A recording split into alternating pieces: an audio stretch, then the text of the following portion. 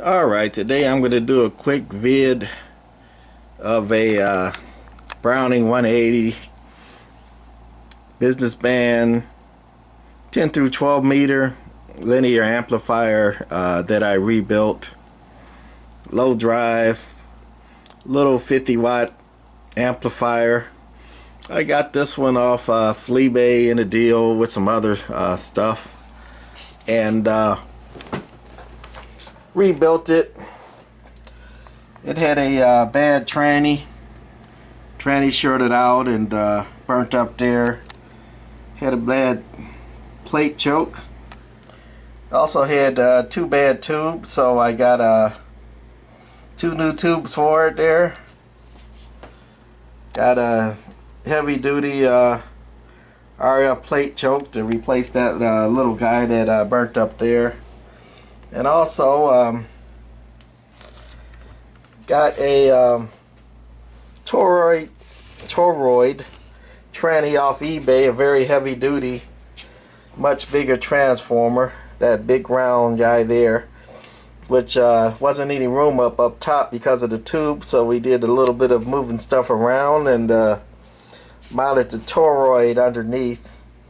That's the new tranny, the Torroid, high efficiency heavy duty transformer. It upped the voltage on the plate a little bit. Same filament voltages, and put some new caps in it. As always, we put some nice 600 volt caps, where most of them are 450, but this thing runs at about 850, so we didn't want to put 450 volts caps in it. They might not have been able to handle the voltage for it, and that's about all the mods we did. Just putting in the transformer and plate choke and recapping it. So that's what she looks like underneath with the new caps, the heavy duty new Torroid transformer. And flipping it back over here, that's the spot where the old transformer there sat in, the bad one. That was removed and it was shorted out. And other than that, we didn't do any other mods to it, I don't think. That's the cases to it, in pretty good condition. And the bottom there, but most people like to see the insides. Okay, we're gonna put that on standby. It doesn't take long to warm up, and while it's warming up, we're gonna put the trusty old 10-meter radio on it on standby. So we just barefoot right now on the 30-watt scale of the alpha power watt meter. We're on average, and this is what's going in, what's just the radio's doing. We're keying about 1.8 watts. Hello, hello, hello. Talking about 16. Hello, hello, hello, hello, hello, hello. Maybe 18 watts on average. Put it on peak. Hello, hello, hello, hello, hello, hello, hello, audio, about 19 peak. Hello, hello, hello, hello. Okay, gonna put her on the 100-watt scale and take it off of standby and key her down, and hopefully she's still tuned up, and see what we get.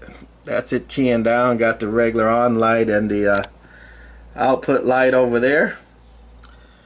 Audio, and let's put it on average first on a 100-watt scale. Now hello, hello, hello, hello, hello, hello. Doing over 100 on average. Keying about 20.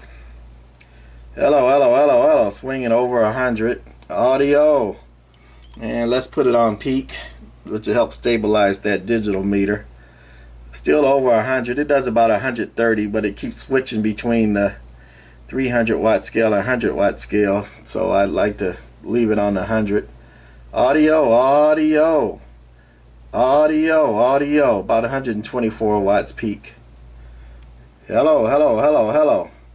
And that's with 2-watt dead key, swinging to about 18 going into it. Keying about 20 watts. Swinging over to our 100 peak on the alpha power watt meter. going into a dummy load. Okay, that's gonna be it for the quick demo of the rebuilt Browning Mark 180.